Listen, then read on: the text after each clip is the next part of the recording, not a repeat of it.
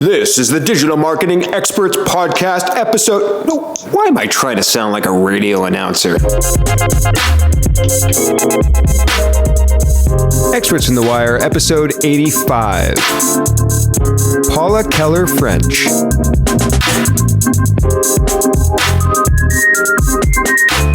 Hey everyone, welcome to episode 85 of Experts on the Wire. I'm going to tell a quick story. Back in 2011, after I had done SEO for myself for a good 4 or 5 years, I started to jump out and do SEO for clients. One of my first projects was for a pretty big e-commerce company.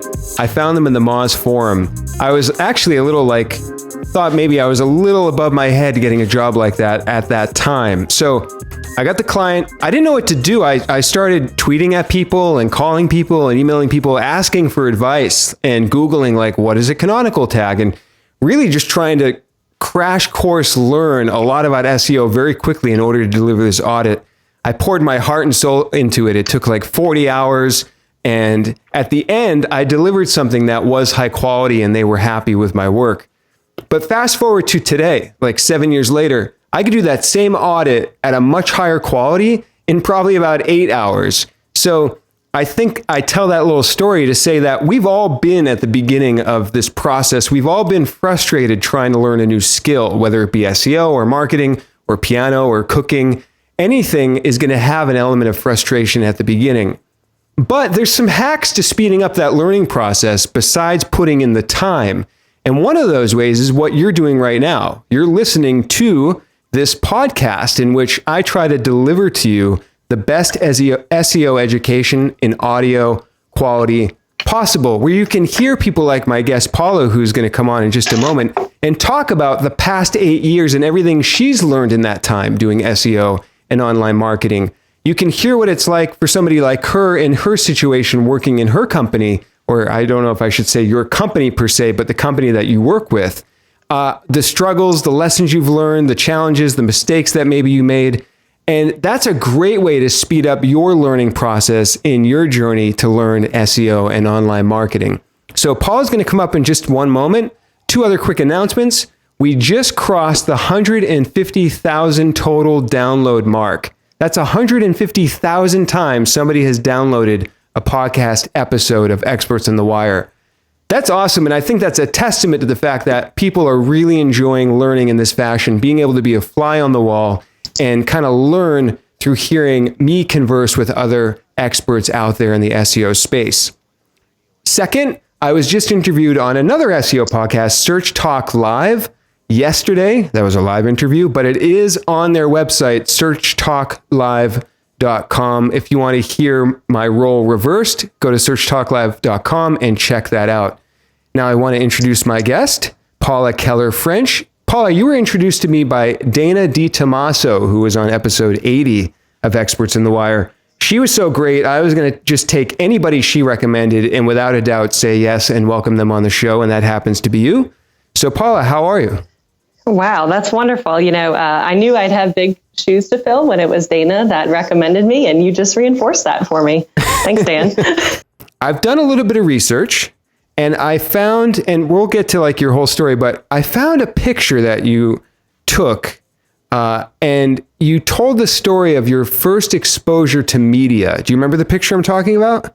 I do, the Nielsen rating survey. Yeah, describe that picture for the listeners. And what, as a 9-year-old, what were you thinking at that time, and what did you find so interesting about it?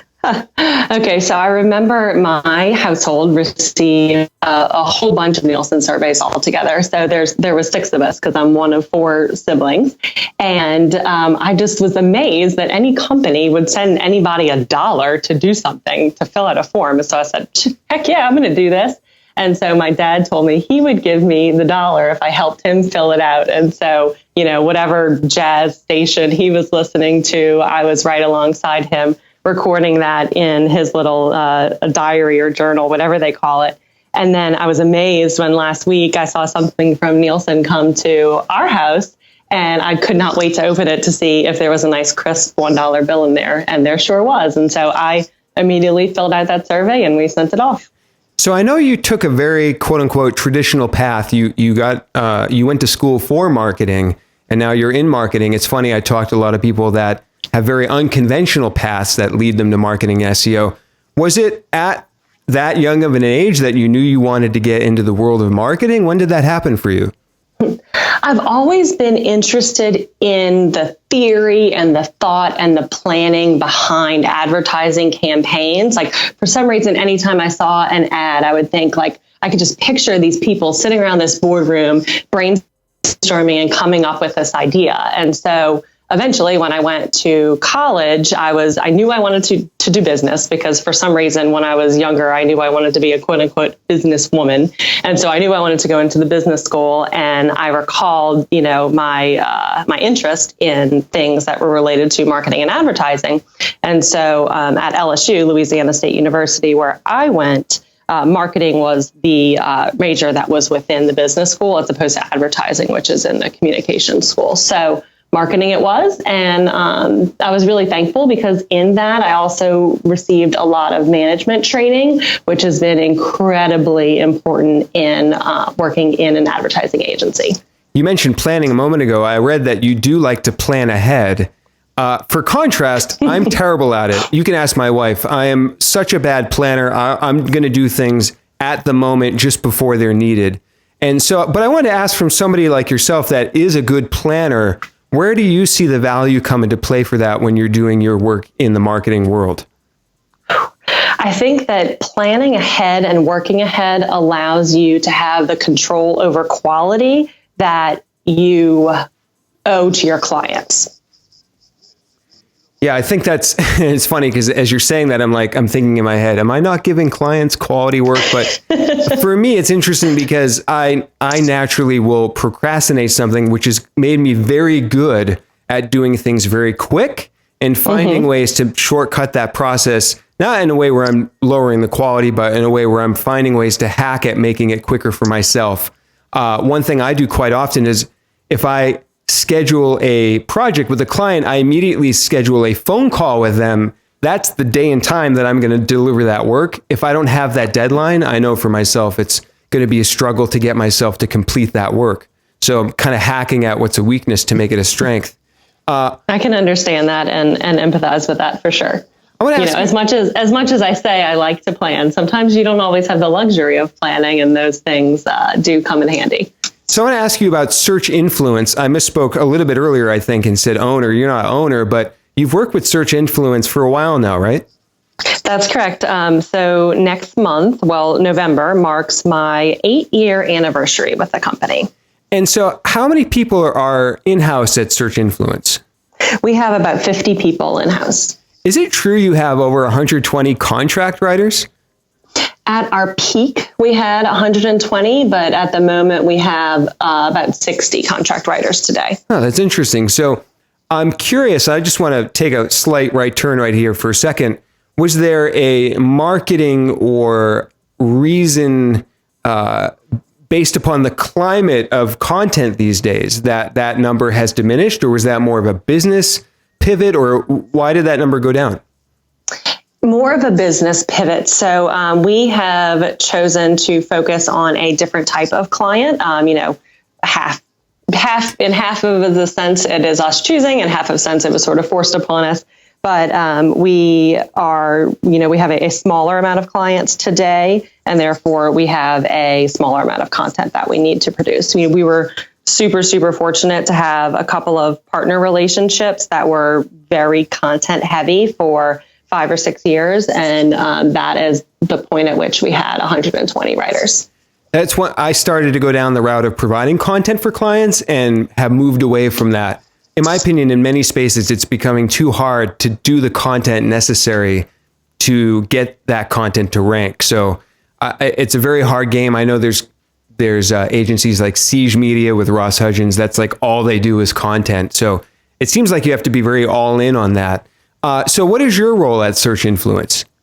So my role by title, is Director of Sales and Marketing, but I do I don't want to say a little bit of everything, but it's a little bit just beyond actual sales and marketing. So my original role was in account management. So for the first 7 years at Search Influence, I started as an entry-level account manager and worked my way up as I was able to, show my expertise in SEO, show results, and show the ability to create great client relationships, and eventually led to being the director of account management, which meant I was the head of the entire account management team. And so that was really my focus for my primary time at Search Influence. And about a year ago, I moved over to build and lead our sales and marketing team. So I mentioned that we took a bit of a pivot. And so we decided to focus on growing what we refer to as our direct business. So people who have relationships with us, Search Influence, directly. And so something you wanted to talk about on this show today was the top 8 things that you've learned in 8 years. I have a list here that you've provided of these 8 things you've learned. I'm curious, are these in a chronological order? Are these organized in some way? Just before we go to the list, I was just curious. They are not necessarily a specific order, but first I have some of the SEO things, and then I move into a couple of agency or personal benefit items, if you will. Perfect. So I want to jump right in. The first thing you mentioned that you learned, and it's a quote from Eric Schmidt from 2008. I Googled the quote. We're getting a little meta here, but I wanted to get the context of it. In 2008, he said something to the effect of that brands are how you sort out the cesspool. And he was calling the internet a cesspool of content. And there's some articles from Ad Age and Wired. I'll link to them in the show notes. Why is this quote important to you, and what have you learned about this? Or let's jump into your takeaways or the things that you've learned having to do with this quote. So the reason that I love this quote so much is actually because it is so old. Now, you could say this is from 2008. This is, it's almost 10 years ago. Why is this still relevant? But it shows that, people really started talking about brand building and authority building as opposed to link building just a few years ago. But Eric Schmidt gave us this warning nearly 10 years ago. And so what I think is so important about it being from my sales and marketing perspective, as well as my account management or client success perspective, is, SEO is not this one and done or cheap thing. You really have to invest in building your brand and having a really great company in order to rank on Google and prove to them that they should allow their searchers to see you when they do a search. And, too often we get someone who just thinks they can spend, $900 a month and not do anything to improve their company or improve their business model. And, all of the magic is going to happen. I agree. I've been working with more quote unquote brands as of late. And I love that because they have all the other pieces in place. We just need to come and turn the SEO dials. I know we're going to talk about that a little bit. So how far do you think we've come today? I want to go in a little ad hoc discussion here. So he's saying that there's a cesspool of content on the internet. Do you think we've really come and made progress on that? This is now like almost 10 years later. Or is the internet still a cesspool of content or even worse? Absolutely worse. 100% worse. Absolutely. I mean, there's so many people out there that do what we do. And really, I'll say that they do what we do. And I don't believe that it has gotten any better. I absolutely think it's gotten worse. And what are some things that you think or that you've seen that companies can do to be more brand-like? And I know we're going, again, a little ad hoc here. So, obviously, I'll give you a second to think about that. But I'm just curious, like for the listeners out there, if they just have maybe they're running a blog, or maybe they have a small business, or maybe they're doing SEO consulting for clients that have a small business, and they're frustrated because some of these companies are generic. They use stock photos. They're not getting the whole idea of being a brand. Is there one or two things that you've seen that can help a company kind of nudge them in that direction? Absolutely. A couple of things would be, number one is to create a relationship with your local media companies. And by that, I mean the newspaper, the TV, the radio. And so that might be a paid relationship or it might be an earned relationship. And what's kind of interesting is that we have a client that we've been working with for 8 years, really, over 8 years. And when he was first started working with us, it was pretty easy for him to get on the news. And now it's basically pay to play. And so that is something that's changed a lot over the years. And now you do have to have a budget in order to pay to play and get yourself on a sponsored placement on the news.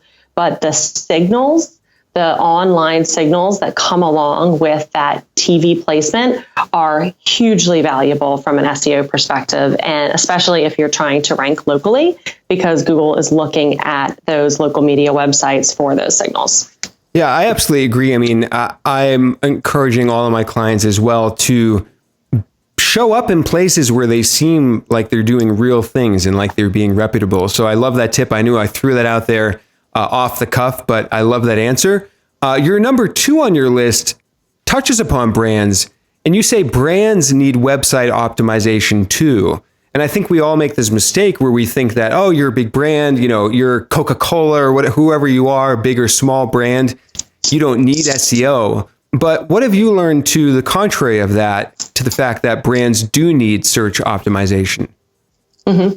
So what I have seen is that, organizations, or let's even call them institutions in a particular market, if they have not paid attention to their website or they don't have anyone that they've worked with yet, there's going to be opportunity. On the worst end, maybe there's duplicate websites out there or a dev version of their website out there.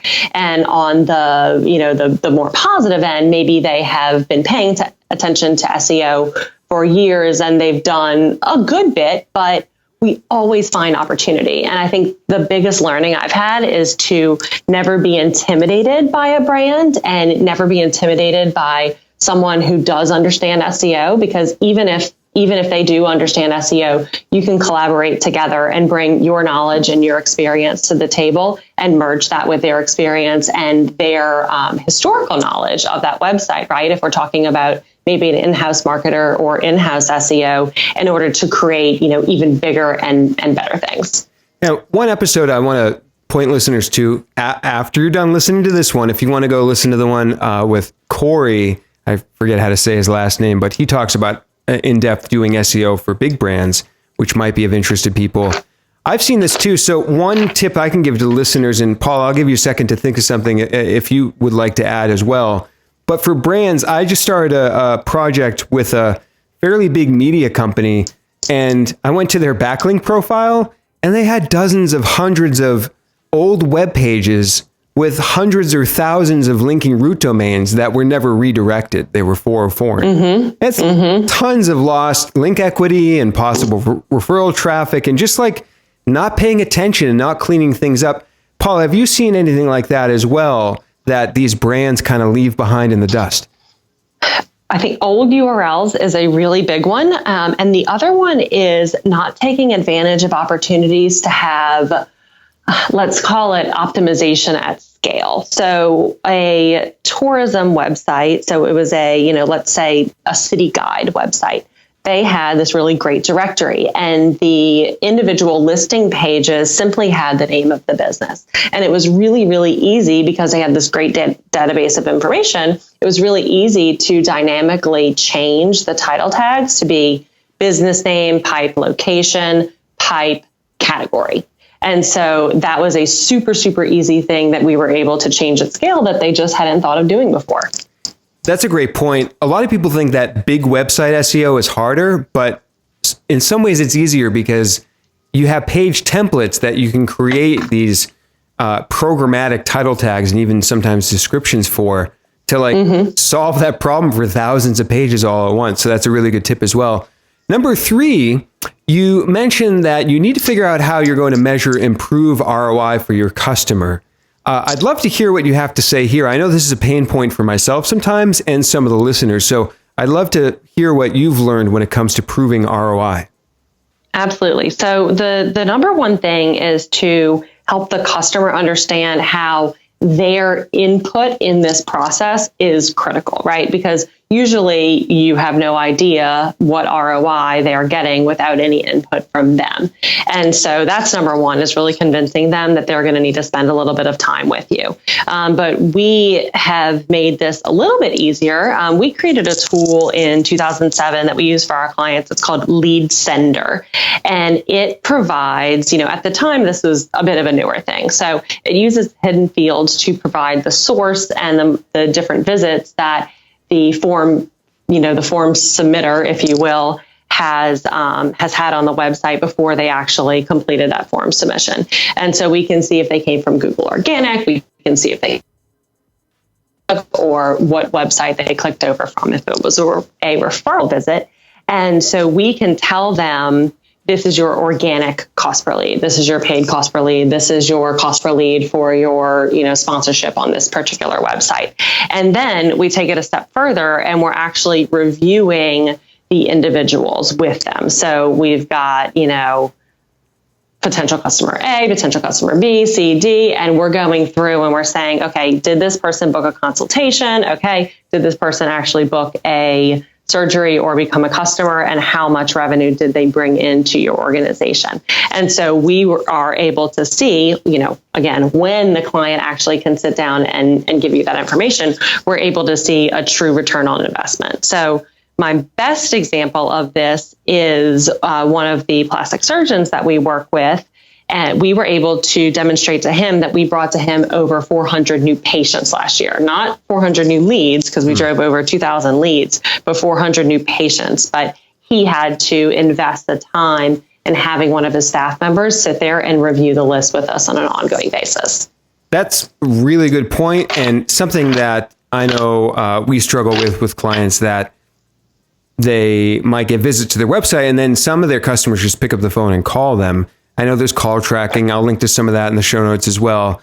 But do you know of any other solutions for that? So are you still doing that with your in-house solution, or is there something more accessible to some of the listeners that they might be able to take advantage of?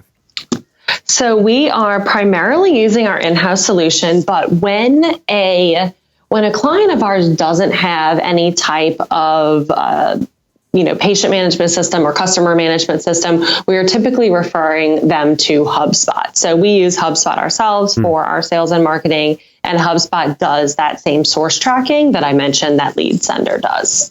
Yeah, that's great. So let's move on to number 4. When you say in your notes here, when multiple parties are involved, assign an analytics and tracking owner, ideally yourself. So I want to break this apart a little bit and kind of react to when I read this sentence. When you say assign an analytics and tracking owner, a huge light bulb went off in my head, because I'm thinking about one particular client right now. They provide services to big Fortune 100 companies. Yet you go in their analytics and their goal tracking is all messed up. Their referral data is all messed up. And it's kind of like we're playing this game where we're trying to get them leads, but we can barely even measure that.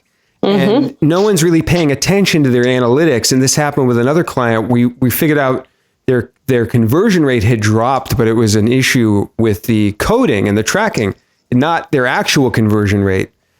So I love that first part of that. So tell me a little bit about what you've learned here, and then how you've been able to solve this problem of just having good analytics data. Sure. So the 3 biggest things that we've seen as far as inconsistencies in Google Analytics data is self-referral traffic that should not be there, an inflated bounce rate, and an incorrect time on site. And so those 3 things are typically a byproduct of misplaced Google Analytics code, duplicate Google Analytics code, or missing Google Analytics code on a page. And so we have a process that we follow every time we get a new client. We are checking for a few different things. There's signals that we're looking for in their Google Analytics account, and then there's a crawl that we will do to check every single page of the website for the presence of the Google Analytics code. And we're looking for specifically that it's only there one time. And then we're also looking to see if there's any duplicate analytics code as well. I think that crawl, do you use Screaming Frog to do that? I believe so, yes. Yeah, there's a great article on Seer Interactive. I'll link to that. That will tell the listeners how to crawl for analytics code. And by the way, the prior episode, which is not released at the time that I'm talking to you, Paula, but I don't even remember how to say his name. It's an analytics expert. And we talked all about some of these issues a little bit more in depth if people want to check that out. I'm curious, the one part of this that I really liked, and maybe I'm misinterpreting it, but you're saying about assigning an actual person to pay attention to this. So is that sort of what you're doing here? Because I find if like no one's paying attention, no one realizes the analytics is broken. So do you kind of like have one person that's their responsibility to make sure that things are tracking correctly? Absolutely, yes. And so I'm referencing that, really when I say assign an owner, I mean an owner within your organization for one of your clients' analytics, as well as an owner within any other company that might be touching your clients' analytics or touching their website, really, because we worked with or still work with what I'll call a large site for its market, and they were doing some conversion optimization testing. And each time they did a test, it just wreaked havoc on their analytics, and that's where a lot of the self-referrals came in. And so we served as the owner to keep an eye on the accuracy of the analytics. And so each time we saw something was funky, we were the ones diagnosing and recommending the fix, and often the ones implementing the fix as well. It's a great tip. I was just chatting with a client the other day with the one with the conversion problem, and I brought forth the problem, but then we were just kind of like going in circles. We're like, can you fix it? Nope. Can you fix it? Can he fix it? Can she fix it? No one had any clue within the company who was responsible for that area. And in fact, for some of the people listening out there, I almost think nowadays to not even start anything until you've done analytics. Like that should be step one, because then you're not going to be able to measure stuff correctly. So I love that tip. Absolutely. Yeah, I'm going to take one brief moment and mention our sponsor, BuzzSumo. Paula, if you've used BuzzSumo or not, I'm not sure. I'll give you an opportunity to mention anything about them if you'd like. If not, no worries. But BuzzSumo is one of my favorite tools on the planet out there. The part that I want to mention today, if nobody has checked out their Chrome plugin, they don't mention it much. They should really mention it a lot more. It's a great plugin. Check it out. I'll link to it in the show notes, or just go to Google and do BuzzSumo Chrome plugin. I've got it open right here in my browser. This plugin is awesome. It will tell you all the share numbers, including Twitter, which you can't get now natively within the tweet button. And then it will link you directly to other articles that author has written, people who have linked to that article, and people that have shared that article. So it's got quick links that take you to the BuzzSumo tool. Now, I believe you can get some of that data for free with a free BuzzSumo account. But of course, if you want everything, use my discount code. BuzzSumo does not give this discount code anywhere else. Like, this is the only place they advertise with the discount code. 30% off 3 months with the discount code Dan Shore, DANSHURE. And I tell you, you won't regret checking out BuzzSumo.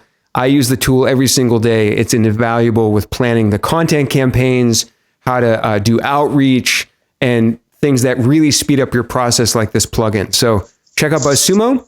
Dan Shore is the discount code. Paula, do you use BuzzSumo at all? Anything to add, or anything that you've done with BuzzSumo? Where I have found it to be most helpful is when we are doing a push on, what we would refer to as a piece of cornerstone content. So perhaps an infographic, if you will, we will use BuzzSumo to measure the social shares on that URL. But I am really excited about the influencer and outreach features that you mentioned. I think that's something that could really come in handy. Yeah, that's great. I love BuzzSumo. One of my favorite tools. So, number 5, you've got page-by-page redirects being critical. Was there an experience that you went through that made you realize this, something where there was like a technical challenge that this helped to fix? Yes, I actually have a good scenario and a bad scenario for this. So on the good scenario was we had a client who had a handful of microsites that they had created back when, they were cool to create a bunch of microsites for different things you wanted to rank for. And so last year, we had finally convinced them that it was time to merge them into their main domain. And so one particular microsite was ranking number 2 for their money keyword, really. And so we did some really carefully mapped page by page redirects from the pages site to the best corresponding page on the main domain. And we were able to have the main domain replace the microsite in the rankings because of our carefully planned redirects. I can't tell you how much, and it really speaks to the importance of doing redirects correctly, as uninteresting as they sound. I'm working with a client right now. They're migrating to Shopify Plus, and we spent hours meticulously planning every redirect, like thousands of them. I don't usually get that hands-on that often. I usually try to get the clients to do that because we're a two-person shop here, but it's so important. So that was a good situation. Now, was there a bad situation as well? Yes. So in my bad situation, recently I was auditing some elements of a redesign on a site that had already launched. And I went down the path of looking at some old URLs that we had optimized a really long time ago. I think we optimized these pages in 2011. And these were some pages that had really, really good success at the time. Mm-hmm. And so thankfully, we document everything around here. We have a track of everything that we've ever done for every client. And I was able to find those URLs and see where they were headed these days. And I was finding that those URLs were now redirecting to the homepage. And I just about fell over in my chair because I could not believe that, 7 years of work of optimizing these URLs were redirected to the homepage, and the rankings are not at all where they used to be. And I believe that is one of the primary reasons. Richard Baxter from formerly SEO Gadget, I forget the name of they updated their business name. He's got a great post on finding these sort of legacy things. So for example, people that have done a migration, but never done a site move in Search Console, he went back and did that for somebody that had forgot to do the site move and their traffic doubled. So it's a great post. I'll link to in the show notes. That's one of many things that sort of fall into that category of these legacy situations. So that's a great tip as well. Let's move on to number 6. You mentioned how important the CMS is regarding your SEO health. Was there something that happened that made you realize how important this is, or can you just speak to the importance of CMSs in general? Everything overall, all the time, really. Because of the scale at which we've worked here at Search Influence, we have come across a lot of CMSs. And so I would say the worst of which are the WYSIWYG, the what you see is what you get website builders. So things like Wix, GoDaddy, Squarespace, those are definitely the ones that have the least amount of customization available. And those are the ones that we feel the most limited in. But because we have, in some cases, in some areas of our business, tried to offer a at least reasonably priced SEO product, we haven't been able to be in the position where we're convincing the client to move to a new CMS. And so we're doing the best we can with what's out there. But we always feel bootstrapped, or I don't know if bootstrapped is the right word. We always feel, sort of like lack of resources, like trying to do things lean. Yeah, I mean, we always feel like we're stuck because of the setup of the CMS, and we can't offer our best work because of the way that they have set it up. But maybe the business can't afford to invest in a new website, and so of course, everybody understands that maybe they have their cousin or their nephew or their niece or whoever put a website together for them. But that's not always the right answer to their business. And, I know that's a pretty basic tip, but it's just so incredibly important. And I'm sure I can guess your answer, but your CMS of choice? WordPress? Yeah. I was working on a site today that's in Drupal, and it's a news site, and they want to have a new sitemap. And, I think I tweeted about that asking, and somebody responded like, are you crazy wanting to do a news site in Drupal? Anyways, but what would you recommend? So people, if they have the resources to switch or can gather up the resources, what do you recommend there? Just ripping it off like a Band-Aid, trying to just switch as soon as possible? What's a good approach to that? Should they find an off season or just like do it ASAP? What do you find works best?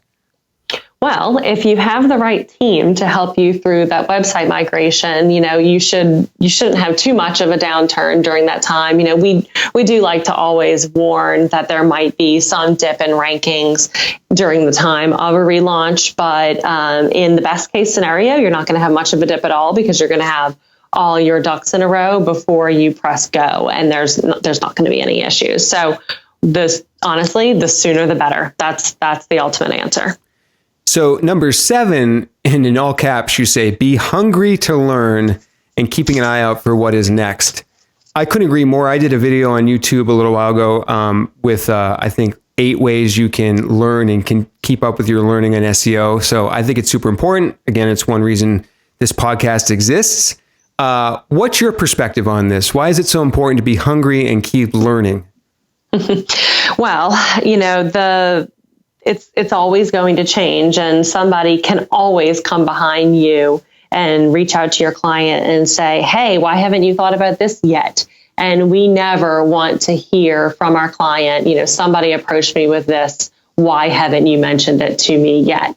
And so even if we don't know what to do with it yet, but we know it's a thing and it's coming, it's good to communicate to your client, hey, this is coming, and we're going to figure out how to make sure that your website, your social presence, your digital presence, whatever it is future-proof for the next trend.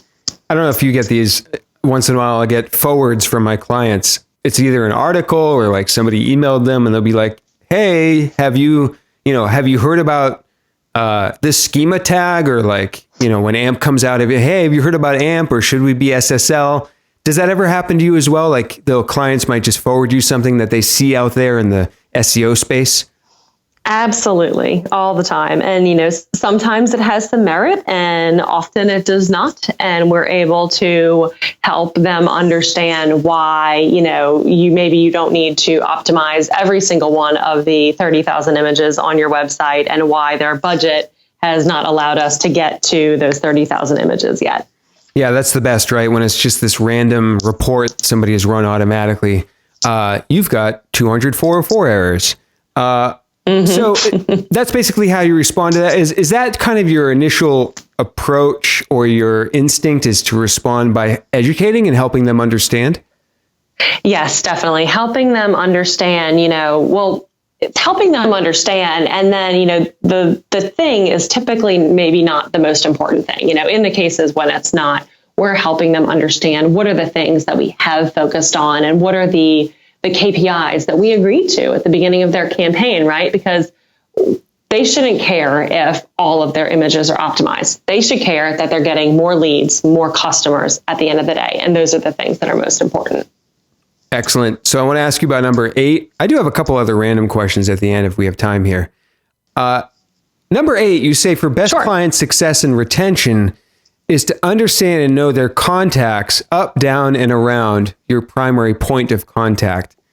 This one I'm really curious about because I have an idea of what you might mean here, but I'd love you to expand on this a little bit more. Sure. So in today's world, there is a need for consensus in business decisions, particularly after the recession.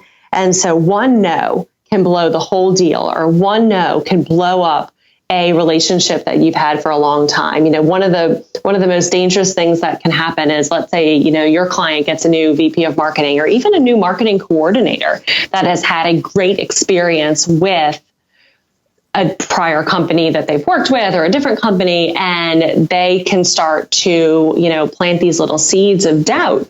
But the more allies you have at your client's company, the more stable that relationship is going to be. And, I'm not just talking about relationship building for relationship building's sake. Like, this is creating really good relationships that allow you to add more value and bring more value to your customer at the end of the day. But the most important example I have of this is we have a client that we've been working with since 2011, and we had a consultant that we were working through. And every once in a while, of course, in the beginning, there were tons of really great improvements. But as things started to become more competitive, the results, or, the speed at which we were seeing increased results, kind of started to slow down. And so we started to get calls of, hey, why aren't we ranking better in this? Why are our leads down in that? And, we were constantly bringing these recommendations, but the consultant wasn't necessarily able to get those pushed through. It was only once we started building a relationship with the business owner when we were able to truly get some movement on the things that we knew needed to really happen. And the growth, since we've been able to implement those things, has been astronomical. So how do you do that in a tactful way?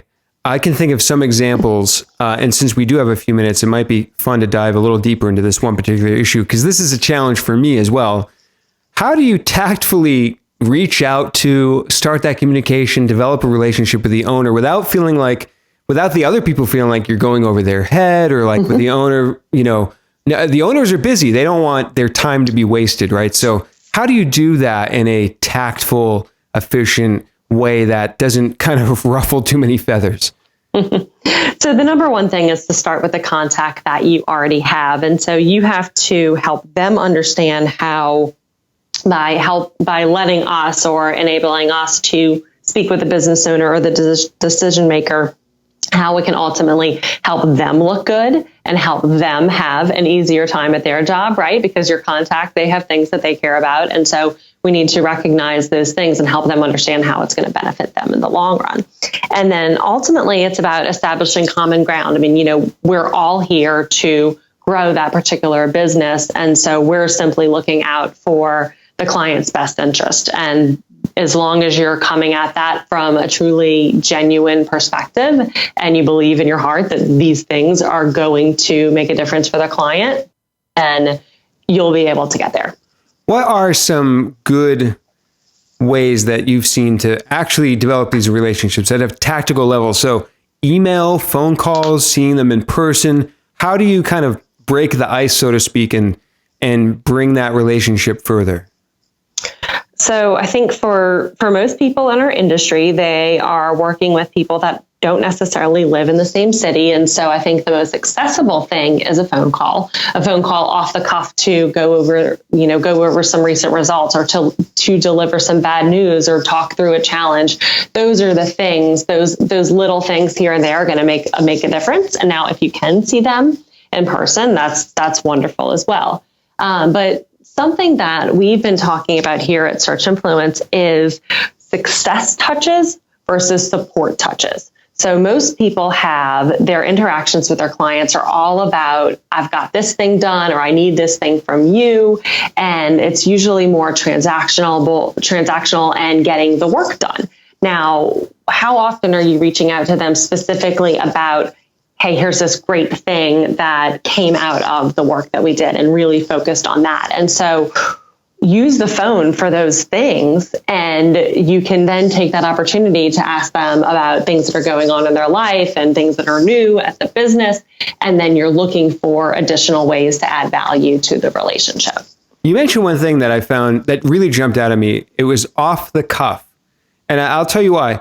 About 2 or 3 years ago, I was working with a company, and randomly one day, the head of marketing called me, and I just picked up. We had nothing scheduled. I typically schedule all my calls, and from what I'm hearing here is maybe I should do some things unscheduled. But I have a strong feeling that that day when I picked up the phone, it was unscheduled. We ended up chatting for 45 minutes. I turned on screen share. I was walking him through rankings and their traffic. I really feel like that one day and that one phone call that happened spontaneously helped us keep that client for the next 2 or so years. Or that was one of a few things. So you mentioned off the cuff. Is that a really important ingredient? Am I reading too much into that? Or is that something that maybe I should be doing some more of? You should absolutely be doing more of that. I believe in that very, very much. And, I'm really lucky that I have some relationships that I've built over time where I am in that comfortable place where I feel okay calling them off the cuff. But I think often we're so used to email. And so we've almost gotten to this point where a random phone call, you're afraid that you're interrupting the person. Right. But I've actually come to the point where I'd rather a phone call than an email. Mm-hmm. And I believe that a lot of my clients and the relationships that I have, that those individuals prefer that as well. So if you start doing it, the more and more it will feel comfortable each day. Yeah, I love that. I'm going to try to work that into my process a little bit more. I want to ask real quick, if you don't mind, we have a couple minutes. I dug up some slides of some presentations. So you give a lot of presentations from what I can see online. And there was one talk in particular where you talked about keyword research and proof terms. Mm-hmm. And I don't know if you have those slides in front of you, but I just want to ask real quick, what are proof terms when it comes to keywords? And how is this something that the listener should really be thinking a lot more about? Oh, this is one of my favorite things, actually. So proof terms are the words on the page that Google expects to see when a page of content is truly authoritative for a given topic. And it is the thing that Google is looking for to figure out the semantic association of that page. And the example that I just love so much is a wedding band.